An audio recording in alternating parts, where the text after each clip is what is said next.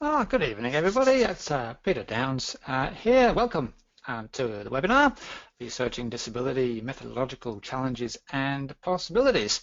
My role here is being as the virtual host to this webinar. It's a joint effort, really, between the Inclusion Club, which I'm a director of, at the University of Worcester, and our friends at Leeds Beckett University as well. So it's great when we have these kind of partnerships in train. You won't be hearing too much from me or my fellow co-director Ken Black from the Inclusion Club and the University of Worcester for that matter.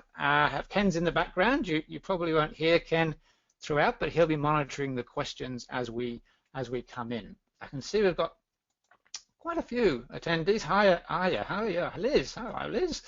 Carty, Mark, Rebecca, Ruth. Hello, Ruth. Good to see. So we've got people logging in from all over the world. I can see here from Latvia, from Australia, from Finland, from the US, UK obviously as well. So, and I'm sure people will be joining as we keep going. So that's fantastic to see so many people here.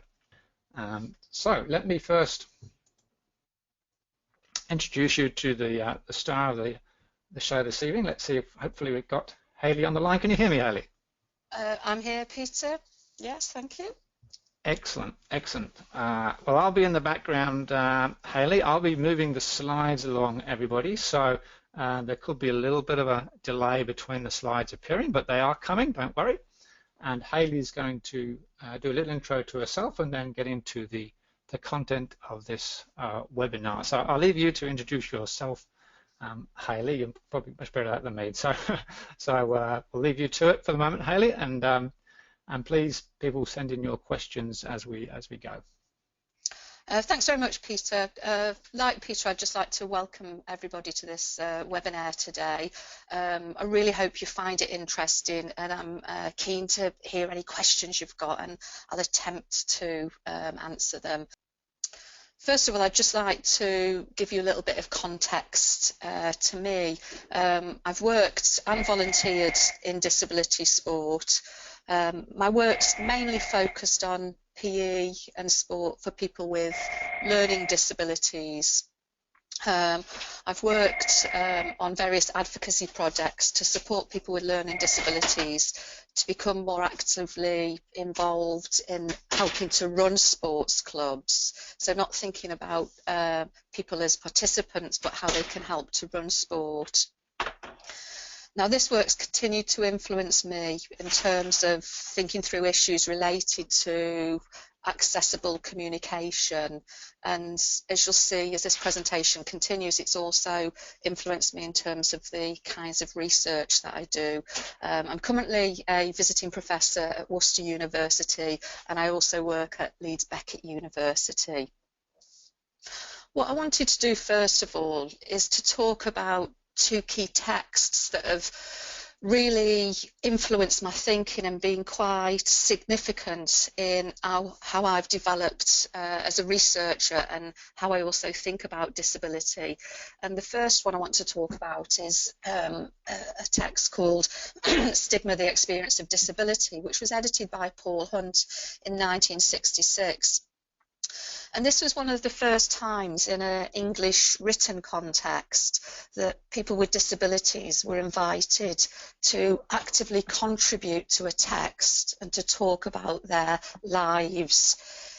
So to talk about work, marriage, family, leisure, discrimination, and the challenges of living with a disability. So this text was very much about the lived experiences of people with disabilities. And this has helped me to see the importance of capturing these kinds of experiences. So the other text that was really influential in developing me, particularly as a researcher, is Doing Disability Research, which was edited by Barnes and Mercer. And this really made me question and rethink how we go about doing research. It helped me to rethink some of the things that I'd been learned actually as an undergraduate on research methods, papers or modules or programs. It also introduced me to the politics of doing disability research, and in particular power relations between non-disabled researchers and people with disabilities. So I suppose in terms of these two key texts, the consequences in terms of the influence that they've had on me can be seen in the way that I go about researching now. And I've just picked a few extracts from my research diary to share with you that hopefully illustrate the different ways they might have influenced me in terms of my research. So this diary extract says, we were throwing the rugby ball around, demonstrating swim strokes and throwing darts, joking about getting a horse into the room, chanting football songs. I feel like an entertainer, not an interviewer. So as you can see from that, this wasn't a traditional kind of interview. I was trying to connect with the young people that I was interviewing. I wanted to make it fun, enjoyable, interactive, and as accessible as possible for the young people that were involved in my research. So here's another diary extract. So here I reflect and say, I spent one afternoon for 3 weeks putting the display up at the school, and in between this, about 4 days preparing the individual displays. I wonder how many researchers in schools bother to do this. So this was really my attempt to disseminate my research in a special school that I've been working with and researching with young people with disabilities. And I was really hoping that through the efforts, the students that had been involved in my research and also the other students in the school would be able to understand to some extent the findings from the research. So accessible dissemination has become something that's important to me.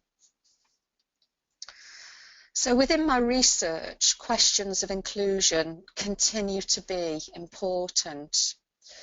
For example, in this drawing that Mary generated, and Mary is the young person on the left there that you can see with the yellow curly hair.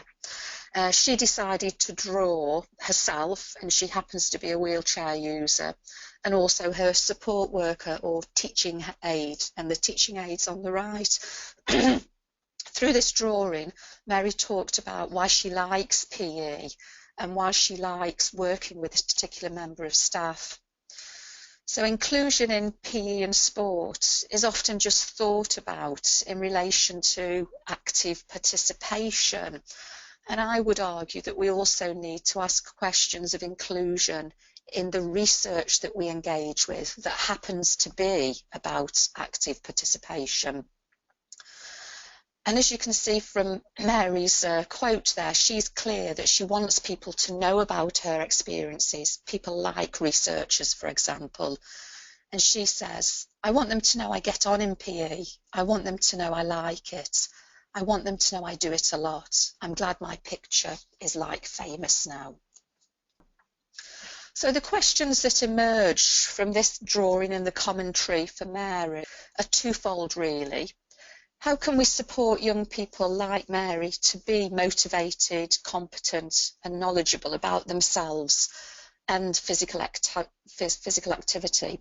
But also, how can we support young people like Mary to feel included in our research activities? And that's really at the heart of this presentation today.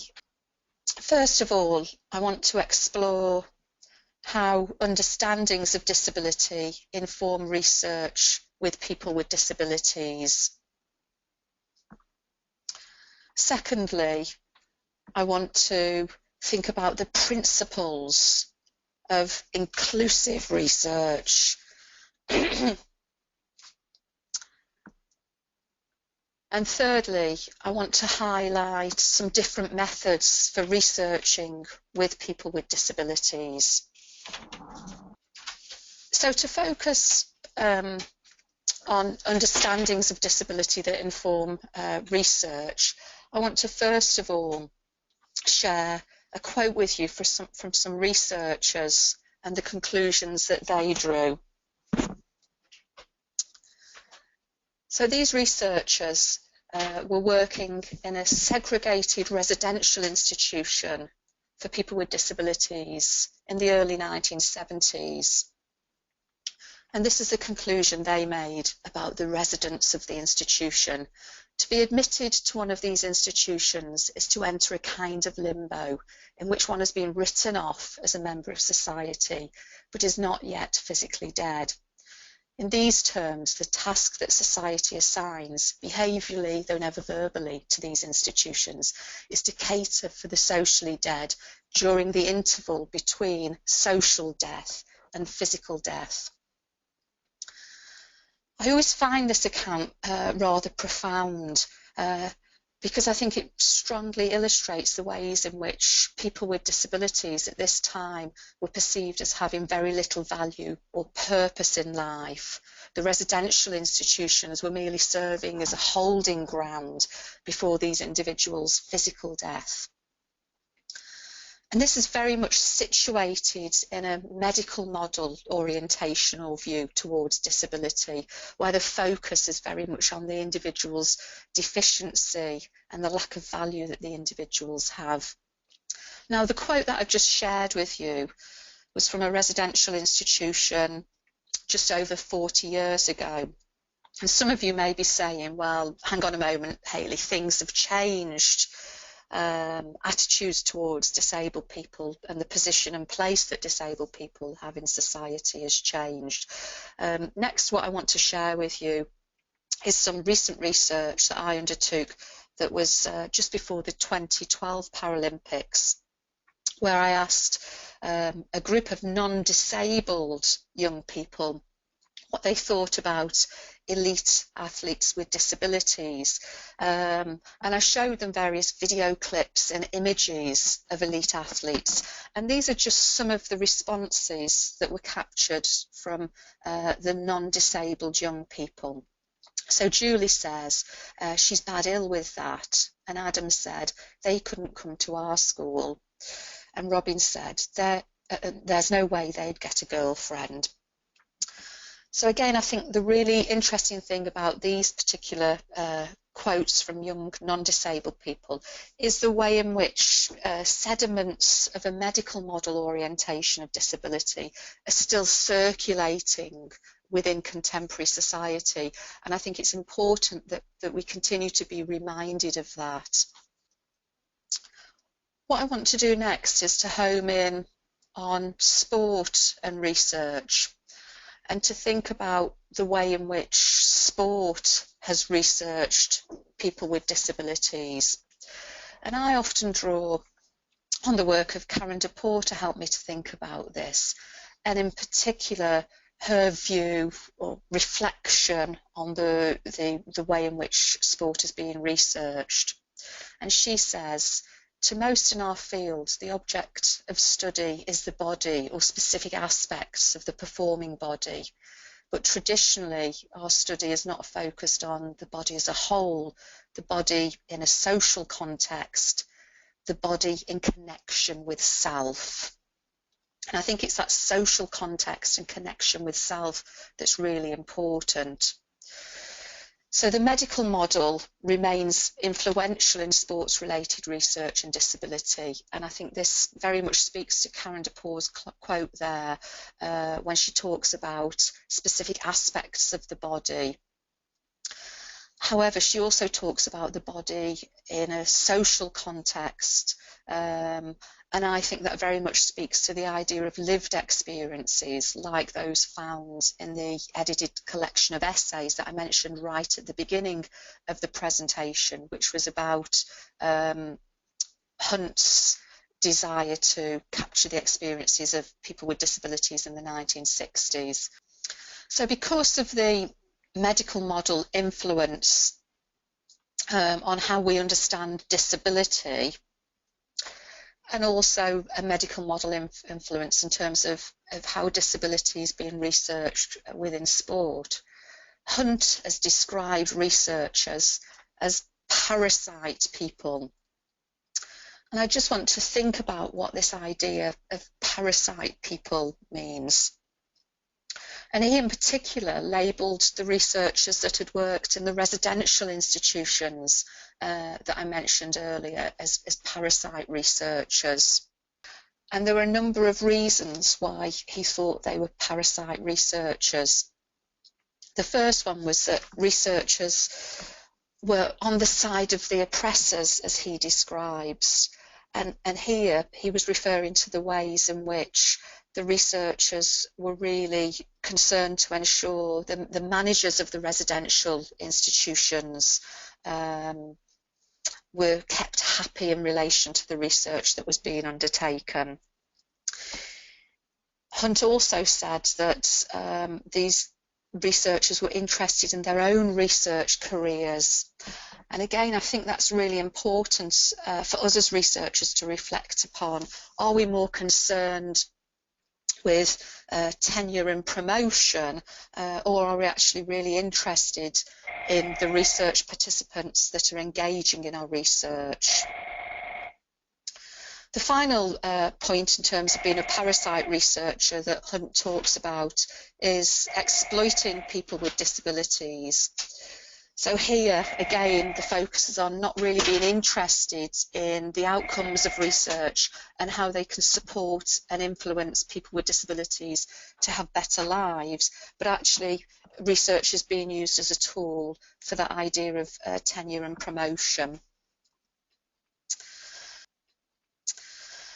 So there are some key questions that we can ask about sports research and disability. And the first is, what knowledge is produced and valued in sport about people with disabilities?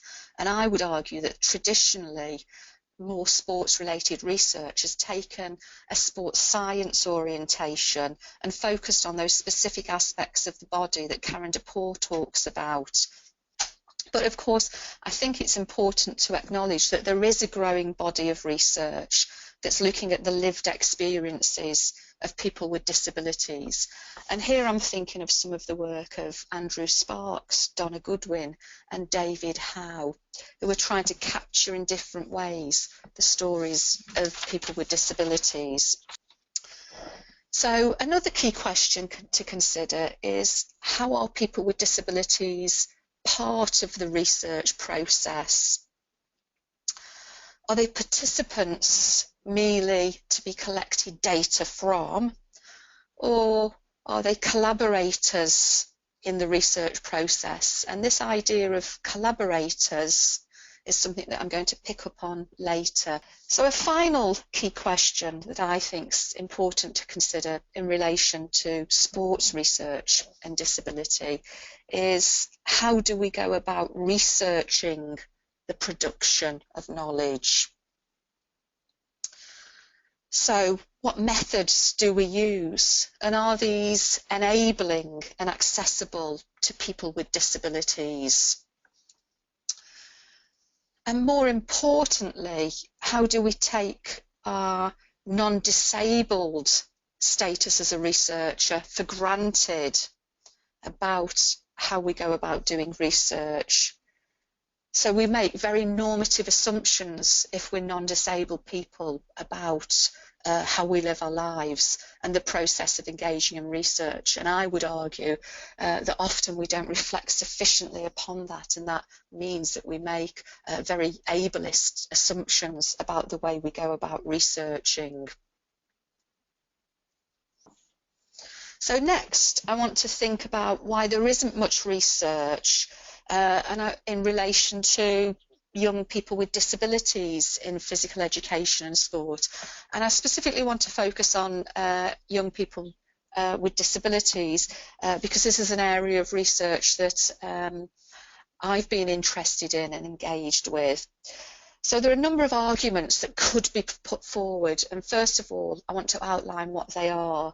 So one argument is that, well, actually there isn't much research about young people with disabilities in PE and youth sport, because first and foremost we need to ask questions of PE teachers, of support staff and parents. So that would be the first reason. So they are the practitioners or guardians of young people with disabilities. So it's these practitioners and guardians that we should go to first. So a second argument that is put forward for why there isn't much research with young people with disabilities in physical education and youth sport is that some young people with disabilities may not be able to respond to questionnaires, interviews, or other data collection strategies. So as researchers, if we've designed collection tools and young people with disabilities don't find them accessible, then of course they can't be involved in our research. So the third point that I want to make in terms of why there isn't much research focusing on young people with disabilities in physical education and youth sport concerns researchers wanting to focus on other important areas. And disability-related research isn't really a central concern of the experiences of all students. So some researchers have been more preoccupied, for example, with issues relating to gender, ethnicity, and class, and would see these as more important issues to explore or focus on. Oh, well done, Hayley. Great start. We've been trying to get Hayley online for a webinar for some time. So good to have a bit of a drink there, Hayley, and have a rest. That's good. I've got one question here that kind of relates to the earlier stuff that content you were talking about. That's to do with sort of medical social model. Did you think that we still see evidence of the medical model all through disability sport? Do you think it's kind of more prevalent at a high performance level or at a community sport level, or isn't there any difference? Oh gosh, that's a really big question, because I think it could be a question that you ask about participation in sport, or it could be a question that you ask about how those participants, whether they're elite or recreationally orientated participants, how they go about actually, for example, getting to the experiences that they want to engage in terms of transport, how they find out in terms of information, how they're supported, the attitudes and views of teachers or coaches, for example. So all of those things are wrapped around somebody's experiences, which means I think whether you're an elite athlete or a recreational participant, you might be exposed to medical model orientated views. So I'm kind of not quite answering your question there, but I think it's important that we see participants or athletes, it's similar in society, and it's probably only on the field and when they're in a coaching context that those athletes then become something different in terms of their expertise at the elite level that they're operating at. So I'll leave. Yeah, it's quite a complex. It could be quite a complex answer. Yeah. Would you like me to move on, Peter? Excellent. Well, please keep sending in. Yeah, we'll move on, but I'll just encourage people to send in some comments and questions as we go. It'll be a nice break for Hayley, and if you've got any comment or question at all, then please don't hesitate to send that in. I'll move on to the next slide. Hopefully people are catching up with the slides and fine. It's okay my end, I can say. Okay, so I've just put forward 3 key kind of rationales, if you like, for why there isn't much research that focuses on young people with disabilities in physical education and sport. And what I want to do now is to critically consider these 3 issues. So first of all, I said that we need to ask others, like PE teachers. I would argue that we can ask PE teachers, we can ask support staff, and we can ask parents, but of course then we only get a partial view or a partial story about young people with disabilities and their experiences. I would argue that it's young people with disabilities that are experts about themselves and about their lives and about their sporting experiences. So it should be those young people that we foreground. And in my research, I've often foregrounded those young people and then kind of almost secondary gone to teachers and support staff and parents. And in a way, that's because I'm trying to emphasise the importance of focusing on young people with disabilities first and foremost.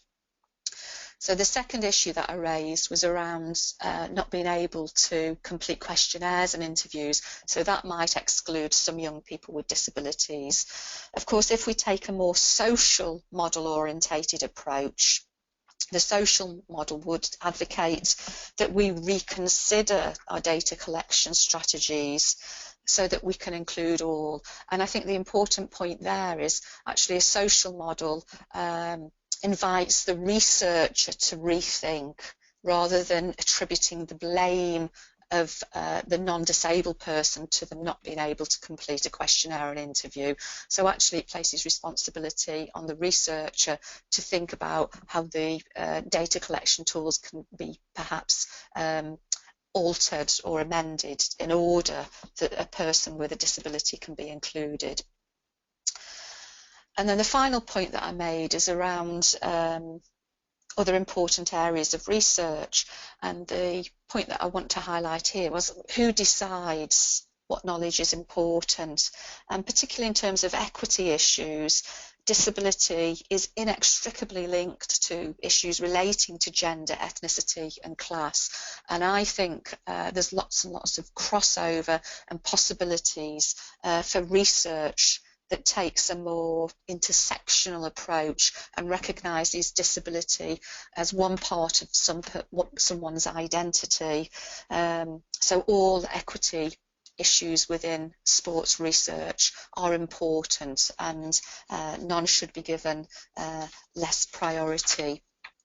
So what I wanted to do next is to share another reflection with you, a reflection from a researcher called Murray, and she did some research which focused on teenagers with disabilities and their experiences of accessing inclusive leisure.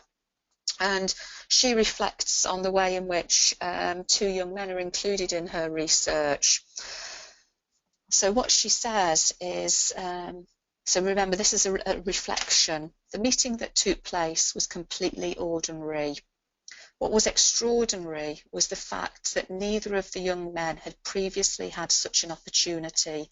The occasion rendered undeniably visible the fact that the preoccupations of these two young men were similar to those of the majority of young people: friendships, music, education, exams, future prospects, in spite of their particular experience of exclusion. In many ways, their methods of communication added to the depth of the dialogue, as each word spelt out took great effort and was therefore carefully considered. So Murray, in her research, powerfully illustrates in this reflection the value of including people with learning or intellectual disabilities in their research who don't necessarily verbally communicate, and she appreciates the ways in which these young people still have a meaningful contribution to make in terms of their experiences.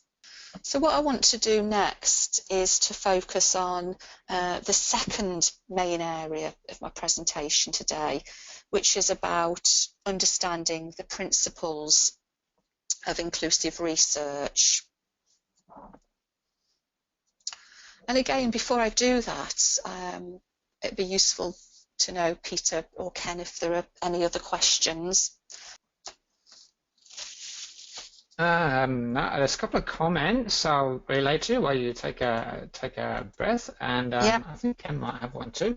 And there's certainly a comment that like the notion of being a collaborator with disabled people rather than a parasite researcher. And yeah, I like that one as well. And let me try and we'll put our hands in the technology gods. I'll try and unmute Ken, because I think Ken's got a question for you as well. Let me see if I can do that. Hi, Ken, can you hear me? Hi, Hayley. You can hear me okay? Yes, Ken. Cool. Well, it's just that was interesting to pick up on the question that, or the comment that Bex Foster made, one of my colleagues here at University of Worcester, And I wanted to ask, in relation to research,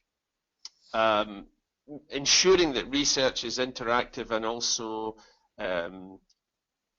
supportive of the young person, if you had any comments around the notion of the application of the principles of emancipatory disability research. Yeah, a little bit later on in the presentation, in fact what I'm going to do next is to talk about inclusive research really, and some of the principles of inclusive research also speak to ideas around emancipatory research. As you know, Ken, the whole notion of emancipatory research is something that's significantly debated. So,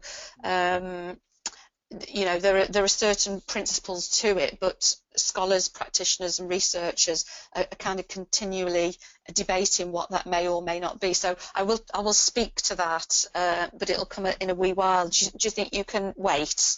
I can hang on, thanks. You can hang on, okay, that's good. Actually, another thing I want to raise, where you said ensuring that research is kind of participants can actively engage. Again, we mustn't assume that all researchers will want to research in that way and may want to adopt more traditional orientated kinds of methods as well.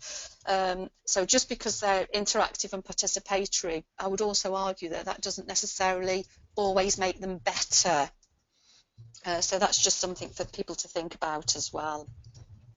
So what I want to do now is to think about the principles of inclusive research. But before I do that, I just want to kind of contextualize it, particularly in relation to young people,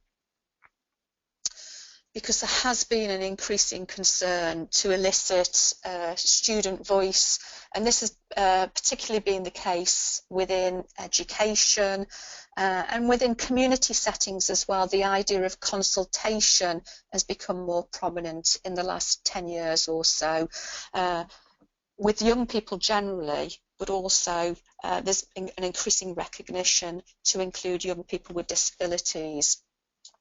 So I think here there's a recognition of the value and importance of engaging with young people with disabilities. And I think that was nicely illustrated in the quote from Murray earlier. The second point about inclusive research is that we must recognise that there is actually a really buoyant debate within specialist texts, within physical education and youth sport, and there's a couple of references there that I think are useful, but I think it's also worth name checking some researchers like Emma Enright, Annette Stride, Ruth Jeans and Laura Azarito, who have all engaged in different kinds of what I would describe as inclusive and participatory research, specifically more within a sports and leisure context.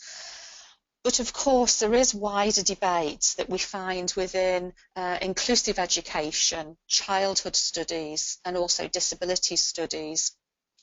And I think it's really important that we engage with these other kinds of disciplinary areas in terms of the business of going about researching, so we can better understand A, what the debates are, and B, how we can build on those within a specific sports context that we're researching. So now what I want to do is to map out some of the key features of inclusive research. And as I've already hinted at with Ken's question, there is quite a lot of debate around what inclusive and emancipatory research, what it is and what it constitutes. So I've selected some key principles here to focus on, but I wouldn't necessarily say they're exhaustive, and they are open to debate. So a first key feature is that the research question, problem or issue must be one that's owned, though not necessarily initiated by people with disabilities. So address issues that really matter to people with disabilities. That's the central focus of what we should be doing as researchers. And in doing this, hope that this will then lead to improvements in the lives of people with disabilities and or their kind of sports-related experiences.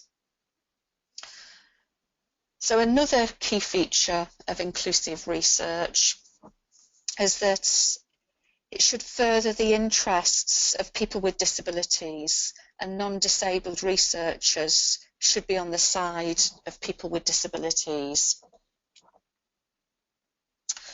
So in part, I think this is focusing on being committed to taking disabled people's words seriously, and there I'm using words in a very broad sense.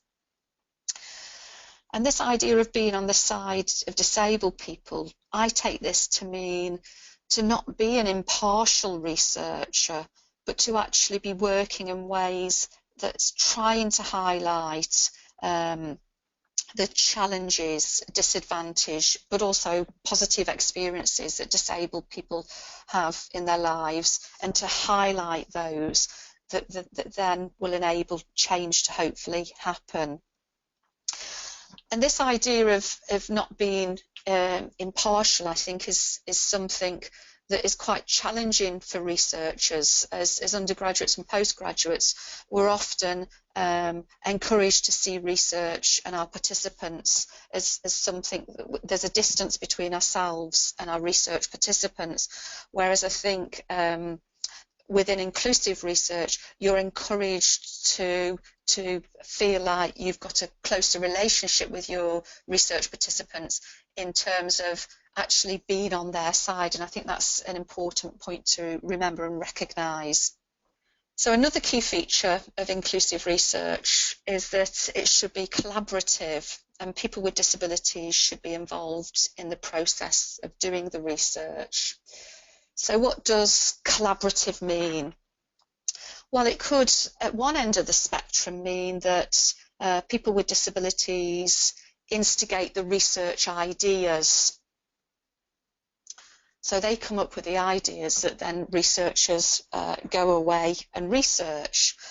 At the other end of the continuum, it may be that disabled people are actually doing research themselves and part of the research process, so working as co-researchers or researchers.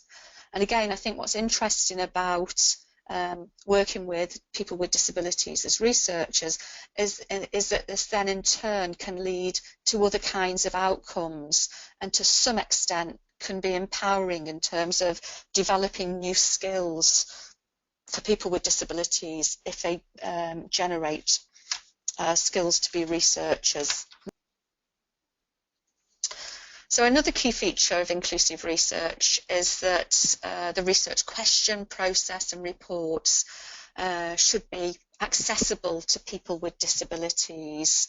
So we should be committed to ensuring that the research has meaning and makes sense to people with disabilities. And I think this is particularly important for those that are involved in the research process. So some of the principles of inclusive research are also evident, I would argue, in research that could be described as action research, participatory action research, and emancipatory disability research. There are a couple of features of emancipatory research that probably are layered onto the inclusive research that I've just mentioned.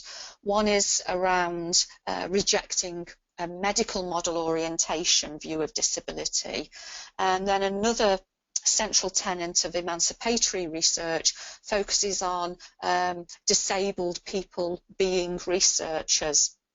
And again, I think there's lots of debate there in terms of who does the research and the extent to which non-disabled people should and can be involved in research, and then the implications it has for the research that's been undertaken.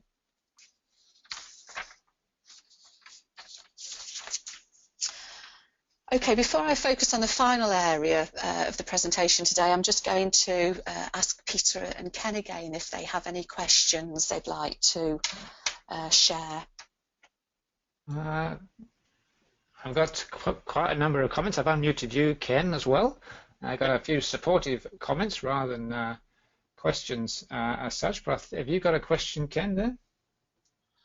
Well, there's lots of great comments. For instance, Elizabeth Lord, who I think is at your end in Australia, talking about how important it is to hear the voices of young people, and I think that's what Hayley's been talking about has been, inspired her in that viewpoint. We also had one from Kwok in Finland, so great to hear from him. But really talking about if an interdisciplinary approach is made, does that dilute the effectiveness of each of the different messages, if you like? Have you got a thought there, Hayley? I think it depends on the nature of the research that you're undertaking. So that's really hard to kind of say, to give an immediate answer to. I think the challenge is interdisciplinary research is great. It can be challenging because researchers might be bringing to the table different kinds of perspectives. So, for example, if you're more of a critical social scientist, that may be a little bit more challenging. Working with someone that might be more sports science orientated. Having said that, I think that kind of research is really valuable because we can learn from different fields within sport. Yeah, thanks, Hayley. I think that's the approach is obviously everybody always wants to promote or support their own area. They want the answer for what they're doing, but I think that it's getting the balance. I just wanted to mention one more that came again from Bex Foster here at University of Worcester, and I'm trying to read it here. She said, if we choose to collaborate more with people who have disabilities, would that help us to both select what the most important message is to pass on from our research rather than just be driven by research aims? Yes. Good answer. Good answer. Yeah, that's the answer. Okay. I hope that. Well, you can't get any more definitive than that.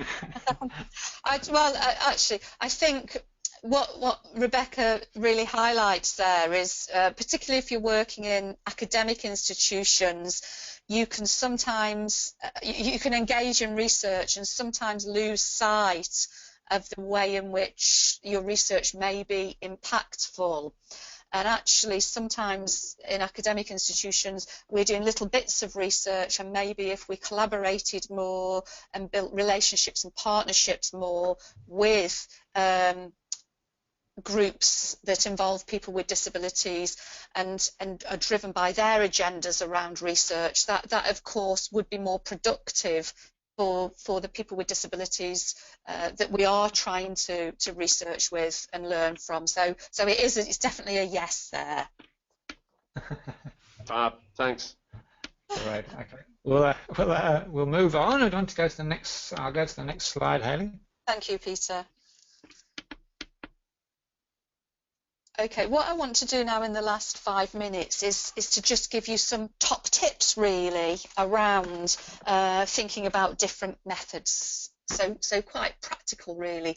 So my first top tip is about dissemination really, and accessible dissemination, and recognising that as researchers we shouldn't just be writing in journals and textbooks, but we should be trying to disseminate in different kinds of ways. And one example that you can see here is of a pictured report that I created, which was based on some research I did with some young people with disabilities, and basically wanted to ensure that those young people understood the findings from the research. So we created a pictured report, and we used the kinds of pictures that they were familiar with in terms of their school. So that's really important. A more arts-based orientated research, I think, is a lot better at dissemination in terms of performance, poetry, stories. These kinds of things actually extend the boundaries of what dissemination could be. So the question is, have you ever thought about different ways that you could disseminate your research? My second top tip is around thinking about questionnaires and the ways in which they are or aren't accessible, and it really speaks to the point that I made earlier about, as a researcher, you might design a questionnaire, but actually the young person with a disability that's included in the research, or a group of young people, may not find that necessarily accessible. So could the questionnaire be developed in a different kind of way, either delivered verbally, audio, through more pictures, or through different size print or font? One thing that really irritates me is when some of my colleagues talk about making their questionnaire accessible, and all they do is use smiley faces on a scale. I've called that smiley face syndrome, because in my mind it doesn't equate to making the questionnaire inclusive, and I think a lot more thought needs to be given to that than just having smiley faces there. So avoid smiley face syndrome. So the next top tip 3, is around thinking of interviews as something more than verbal responses. And right at the beginning of the presentation, I talked about one of my reflections and being in a class with young people with disabilities, and it was really hectic. We were throwing footballs around and rugby balls and joking about a horse being in the room and all sorts of other things like that. And it was an interactive way of trying to get young people to use their imagination. And I think interviews should be seen as something that aren't just a one-to-one experience, that sometimes can be quite difficult for the person that's being interviewed.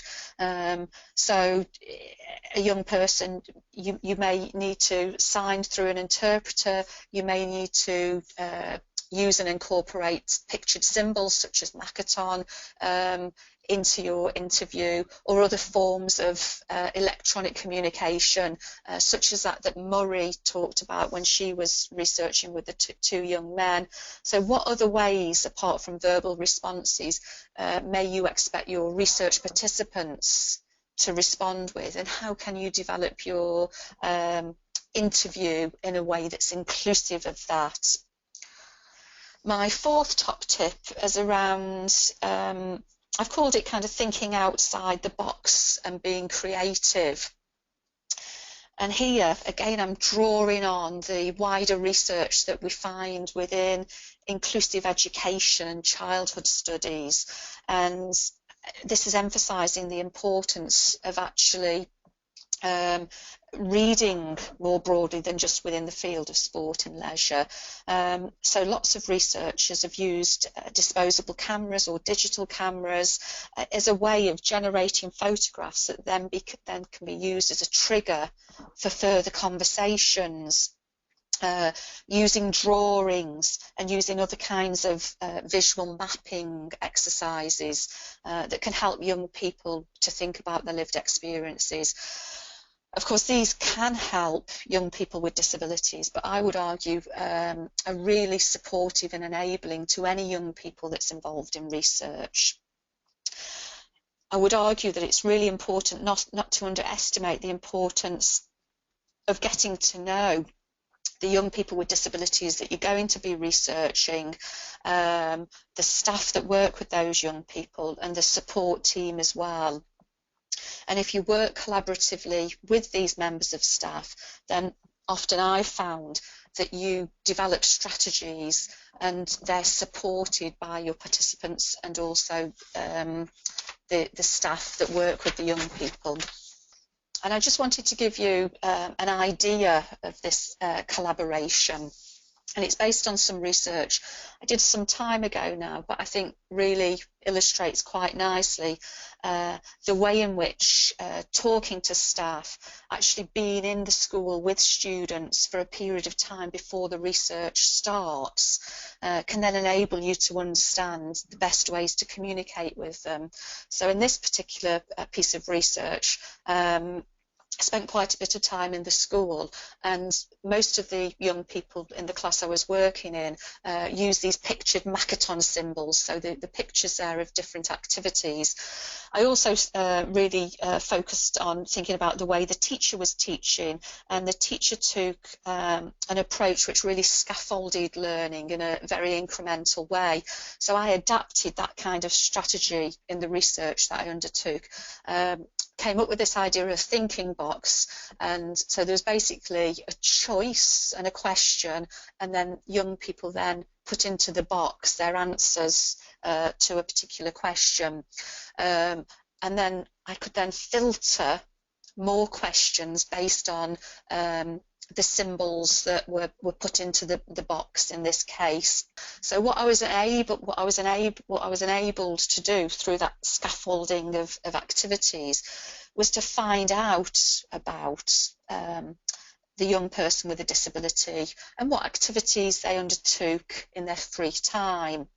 I was also able to find out who they did these activities with, and I was also able to find out how they got to these particular leisure-related activities. And as you'll see in a moment, we generated like a little activity booklet for each of the young people that participated in the study. So I got a little bit of a story about them, really, that I wouldn't have necessarily captured if I'd gone in and tried to undertake an interview or a focus group.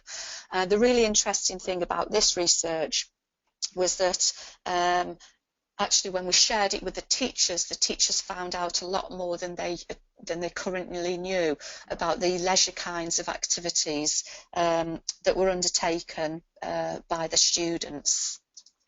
The final thing, the final kind of top tip I want to highlight is thinking about involvement in research and working with young people with disabilities as co-researchers.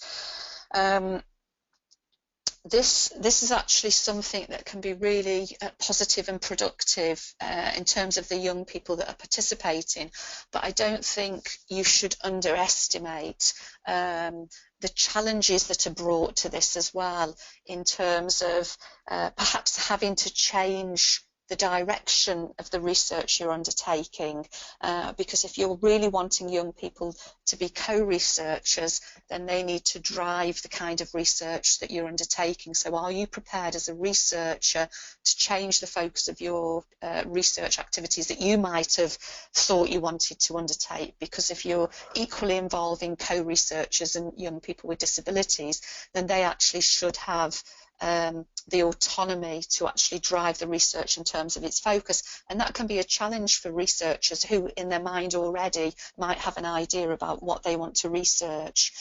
You also really have to be very adaptable if you're working with young people as co-researchers, and part of this is because you might not know or be able to plan what's coming next if they're going to be part of the process. And I've called it winging it. So often, because you're having to be responsive, you need to think on your feet quite a bit. So as a researcher, you're not necessarily going in with a clearly defined interview schedule. You're actually developing something with young people, so that means you've got to think on your feet a lot. So there are challenges to engaging young people as co-researchers. I would say there are lots and lots of benefits as well, but be cautious. It's not something that should be taken on and assumed to be easy. Actually, it's a real challenge for researchers, particularly in relation to the power dynamics. And as researchers, we're used to having power, but working with co-researchers means that power should be more equally balanced. So just to end the presentation now, what I wanted to pose are 3 questions for you to think about in terms of your research. So the first question is, have you considered including people with disabilities in your study or in your research? So is research that focuses on people with disabilities something that you always focus on, or perhaps it isn't? So is it something that you could consider? Does your research ever exclude people with disabilities?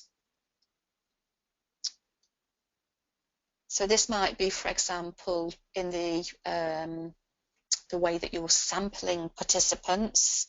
It may be in the way that you're designing your collection tools, or it may be in the way that you're disseminating your research findings.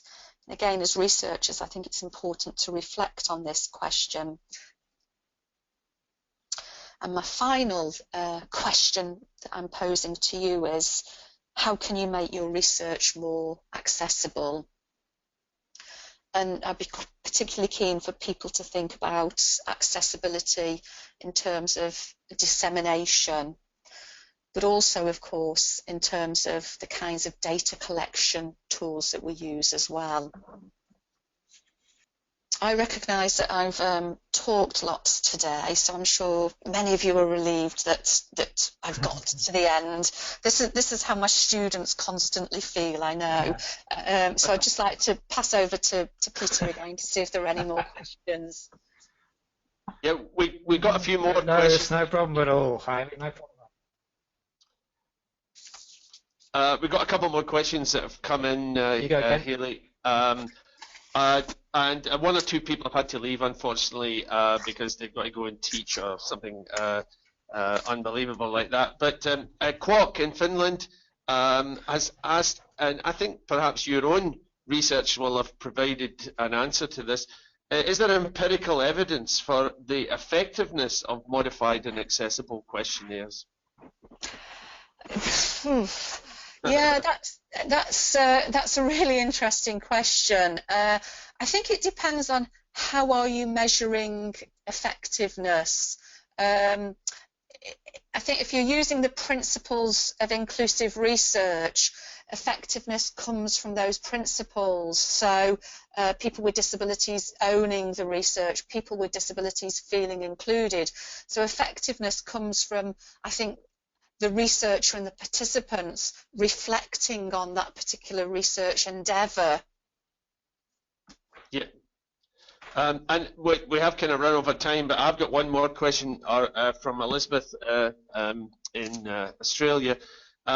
What is the challenge when you become an insider and not an outsider? I think what she's meaning is if you get on terms with the young people that you are researching with, does it change when you become an insider and no longer being this sort of remote outside researcher? Yeah, I would probably flip that question a little bit, because I might think I'm an insider because I'm engaging in participatory research that's inclusive, but actually young people with disabilities may never read me as an insider. For example, I've done lots of research in schools where I've really tried to not be a teacher. It doesn't matter how hard I've tried to present myself as not being a teacher, because I'm an adult and I'm in a school. The young people with disabilities that I've often worked with have just defaulted to seeing me as a teacher, because of course they would. So I think we can read ourselves in particular ways, whether that's insider, outsider, researcher, teacher, but also the participants that we're researching with will see us in a different light as well. So I think it's important to recognise that. Thanks, Hayley. I would ask more questions, but I think we probably have to wind up now. Pete, is that the case? Yeah, yeah, I think so. Yeah, me too. Me too. I will we'll wind it up there though, because that was terrific. Thank you very much, Hayley. Special thanks to Hayley, of course, for doing all that work there, and also to all our participants, our attendees to the webinar wherever you are in the world, it's at different times and different places and things like that. So it's always a challenge doing the international webinars, but it won't stop us trying to go in the future with that as well. So I'd like to say thank you to everybody for taking time out. There will be recording. A recording has been made of this webinar and it'll be available in the next week or so. We'll let everybody know about the recording as well. Hayley, any final thanks or anything else you want to add, or can at all? We'll just wind up.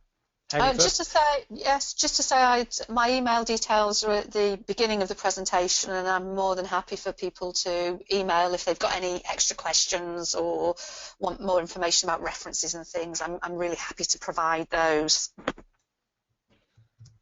And just a big thanks from me to Hayley. We've been trying to get her to do a webinar for a while, and really pleased to, and such a thought-provoking session. I hope that the people who participated have got something out of it. I'm sure they have, and the other people who may listen to the recording in the future will come back with questions, for you, and also post these on the Inclusion Club website, so the debate can continue. Yeah, yes, it can. Yes, it can. Lots of just finally, Hayley, lots of thank yous coming in for your webinar tonight. So lots of people saying thank you very much for that. So thanks once more, and we'll sign off there, everybody. So wherever you are in the world, it's either good morning, good afternoon, or good evening, and we'll hopefully see you soon on a webinar. Thank you.